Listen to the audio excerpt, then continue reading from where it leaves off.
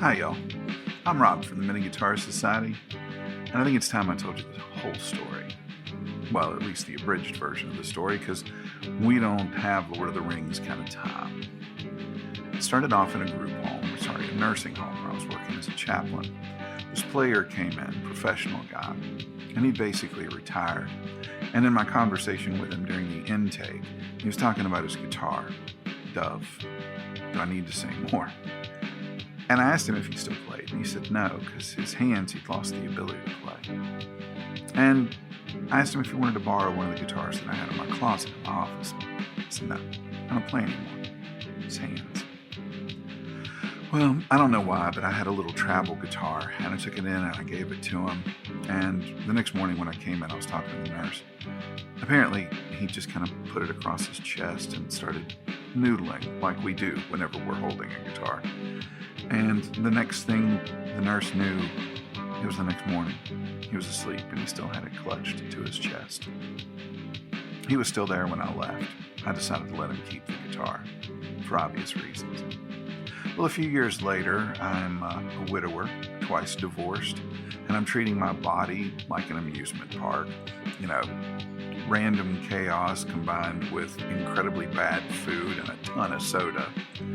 And my hands go wonky. There are some other symptoms, but the only ones that I'm concerned about are the fact that all of a sudden I can't play guitar for more than 10 minutes without my hands cramping. Forget the thrush, forget the unquenchable thirst, forget the fact that I can barely make it through a church service without having to go to the restroom. And my doctor runs some tests, calls me the next day when the results come back in, says get to the emergency room immediately, tell them you're having a blood sugar emergency. Now you may not know what these numbers mean, but my blood sugar was close to 750 and my A1C was nearly 15. That's long-term abuse. My pancreas had basically decided to say mercy. So all of a sudden I'm a type 2 diabetic, but I'm admitted to the hospital for 3 days. And I'm just laying there in bed. Got nothing to do. I can't play guitar. I used to be a player. All of a sudden the chaplain has become the impatient patient. So I come home, devote myself to some of my lifestyle changes that are still actually in place, some of them. And everything's maintained now, mainly through diet. No insulin, no metformin, which is a good thing. But I digress. I come home and I start unloading full-scale guitars and see if you recognize the trend behind the brands. G&Ls, Fenders, Squiers. I was a particular type of guitar snob with a very particular lane. And as I'm letting them go, my son asks me to sell his Squier Mini. And I go ahead and change the strings and set it up and make sure it's in good shape to sell. And I started playing it through my old rig, just to see. Well, half an hour later, I'm still playing. And it dawns on me, my amp, my rigs, they don't care how big the guitar is. I still had one more to sell. My Squier Paranormal Telecaster, thin line, Lake Placid blue, maple fretboard. Not that I miss it. But the guy that I'm selling it to, he turns out to be a physical therapist, and he gives me some exercises that I can do. Recommends a hand massager and talks about wearing braces at night and things like that, especially if I'm going to be doing things like mowing the lawn. Said it's mainly an inflammation problem, probably as a result of the diabetes. Some people, it settles in their feet. Mine just happens to settle in my hands. Yay. So I start doing those things. I start playing that Squier Mini. And next thing I know, I have to figure out how to make it better.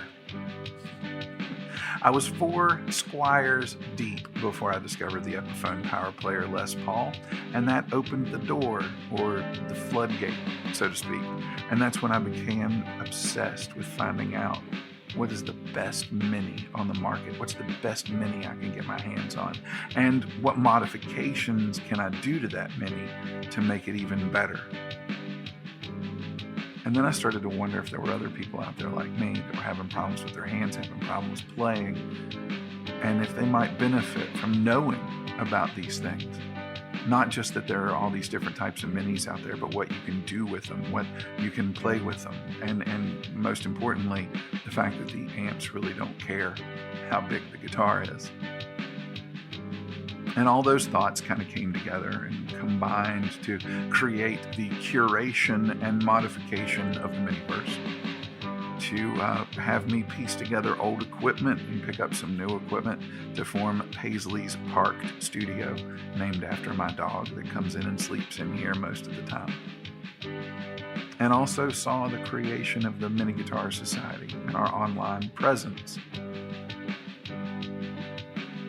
And that started something else. You see, over time, a lot of guitars have come and gone out of the house, and a lot of lessons have been learned. A lot of them have been learned through mistakes. And what I've come to realize is that the best mini guitar available depends on the player, and it's largely due to proximity, how close it is to a player and how close it is to playable. The other thing I realized is you don't have to modify them. You don't have to dump a ton of money in them, a ton of parts in them in order to feel good about playing them. You just get used to playing them. The amps don't care how big the guitar is. So part of this whole thing is teaching the guitarist not to care how big the guitar is. One of the stunning things that I learned is that there are more people into minis than I thought, and it's not just for adaptive reasons or because they're young players. It's because they genuinely enjoy them, and they tour with them, travel with them, they perform with them. They just like them for themselves' sake. And they're a ton of fun. And as one person so eloquently put it, and I hope this is not offensive because I don't know exactly what this means, they're a wonderful thing for having a faff about. And the community got to that point where then it expanded to include players that don't have minis, that may or may not ever be interested in a mini, but they just kind of got fascinated by what we were trying to do and the word that we were trying to spread, and they became supportive on their own reasons, just because musicians are like that, man. Some people perform in a line, we prefer it in a circle. And this community began to grow into a larger thing that I like to call the tonosphere, that is a loose network of other channels with other topics and other creators that just kind of feed the love of music and repairing guitars and just supporting each other from all over the country, all over the world, really. And then locally, we expanded into some teaching programs. I now take my mini guitar up the mountain and participate in the Junior Appalachian Musicians Program. And while I think it's absolutely hilarious to sit there with a non-traditional bluegrass instrument playing bluegrass music with young musicians, it's not about me, man. It's all about them. And if they enjoy it half as much as I do, then I've enjoyed it twice as much as they have. But anyway, they have a blast. We all have a good time. And so in that way, it became a little more social.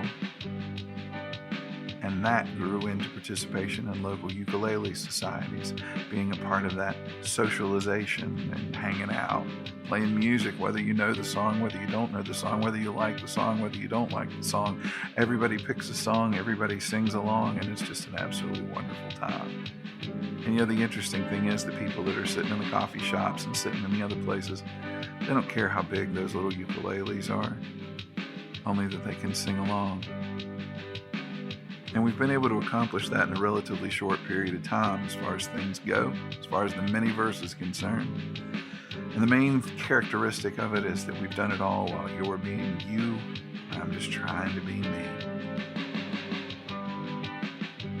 I'm Rob from the Mini Guitar Society, and that's pretty much the story so far.